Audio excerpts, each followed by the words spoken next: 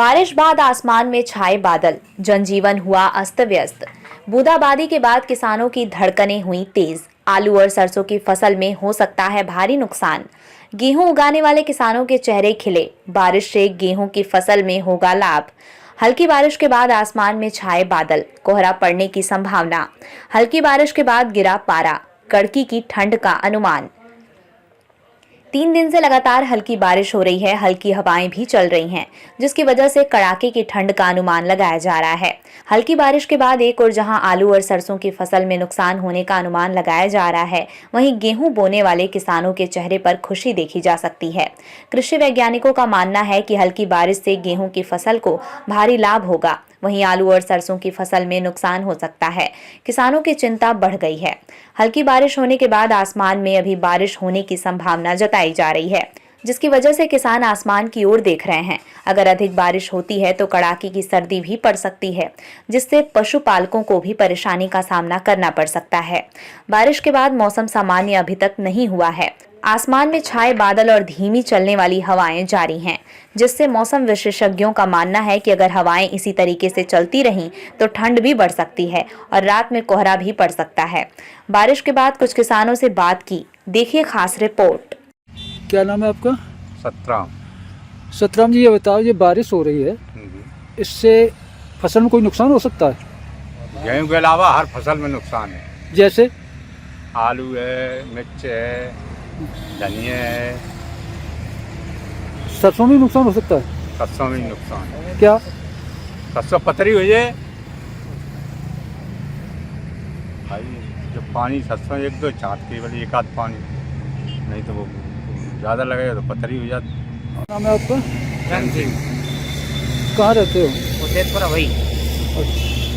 ये बारिश हो रही है तमाम, अभी 1-2 सप्ताह तक तो कोहरा छाया रहा, अब बारिश होने लगी, इससे क्या अनुमान लगाया जाता है? फसलों को कोई नुकसान हो सकता है? बहुत बड़ा नुकसान है जैसे फसलों में।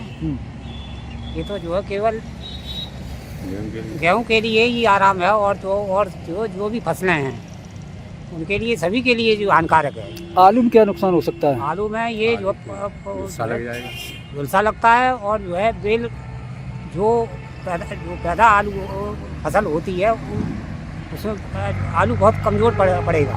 अच्छा, पैदावार भी कम होती है? हाँ, पैदावार भी कम होगी। जैसे और जो है, जैसे हरी मिर्च है, हाँ, पालक है, इन फसलों में भी नुकसान हो सकता हाँ, है? इन फसलों में ही जो बहुत बड़ा नुकसान है। डॉक्टर, 1 सप्ताह से कड़ाके की सर्दी हो रही है और कोहरा भी पड़ रहा है जी इस कोहरा से किसी फसल में नुकसान की संभावना है क्या? जी, देखिए, जहाँ तक कोहरे की बात है, कोहरा गेहूं की फसल के लिए तो बहुत फ़ायदेमंद होता है, क्योंकि गेहूं को जो बढ़ने के लिए अनुकूलतम टेम्परेचर चाहिए और जो एक ठंड वाला माहौल चाहिए, वो कोहरे से उसको फ़ायदा ही होता है, नुकसान नहीं होता है। लेकिन बाकी की जो फसलें होती हैं, जैसे सब्जी वाली फसलों में खास करके आलू है या टमाटर है या और भी जो अन्य सब्जियां हैं, उनमें कोहरे का कई बार कोहरे का और पाले का नुकसान देखने को मिलता है। कोहरे की वजह से कई बार कीड़ों और बीमारियों का प्रकोप भी बढ़ जाता है। जैसे इस समय आप देखेंगे तो झुलसा रोग का प्रकोप जो है आलू में और टमाटर में ज़्यादा देखने को मिलता है। क्या करें किसान? और दूसरी चीज़ ये है कि जैसे आप देख रहे हैं कि कोहरा पड़ रहा है या आपको टेम्परेचर बहुत डाउन हो रहा है और ठंड बदली वाला मौसम कई दिन तक रहता है, तो उसमें झुलसा लगने की संभावना बढ़ जाती है। तो उस केस में आप जो है सुरक्षात्मक छिड़काव के रूप में फफूंदी नाशकों का छिड़काव कर सकते हैं, जैसे मैनकोजेब है या प्रोपीनैब है या क्लोरोथेलोनिल है। इन फफूंदी नाशकों में से किसी फफूंदी नाशक का 2 ग्राम पर लीटर पानी के हिसाब से घोल बना करके आप अपनी फसलों पर छिड़काव कर देते हैं, तो उससे ये रोग रोका जा सकता है, बचाव हो जाता है। लेकिन यदि झुलसा खेत में आ गया है, झुलसा की पहचान ये होती है कि थोड़ी सी पत्तियां हल्की सी ऊपर को मुड़ने लगती हैं और किनारे से फटने लगती है, किनारे से सूखना शुरू करती हैं, बाद में वो एकदम चटक करके सूख जाता है।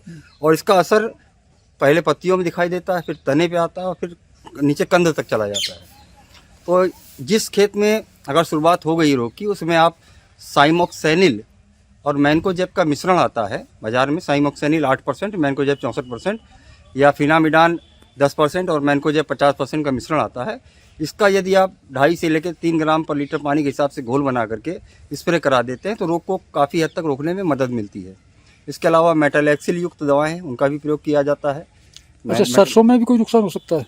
सरसों में भी हाँ माहू का समस्या, जैसे जब कोहरा पड़ता है तो माहू की समस्या बढ़ जाती है, और उसके लिए भी आप उपयुक्त किसी कीटनाशक का हल्का सा स्प्रे, जैसे जो आपका इमिडाक्लोपिड है उसका आप 17.8% SL की दवा आती है, इसको आप एक टंकी में अगर 6 से 8 ml तक दवा मिला करके स्प्रे करवा देते हैं पानी में, तो माहू रुक जाती है। क्योंकि माहू अगर लग गई तो फूलों का और पत्तियों का और जो फलियां बन रही होती हैं उनका रस चूस लेती है, जिसके कारण पैदा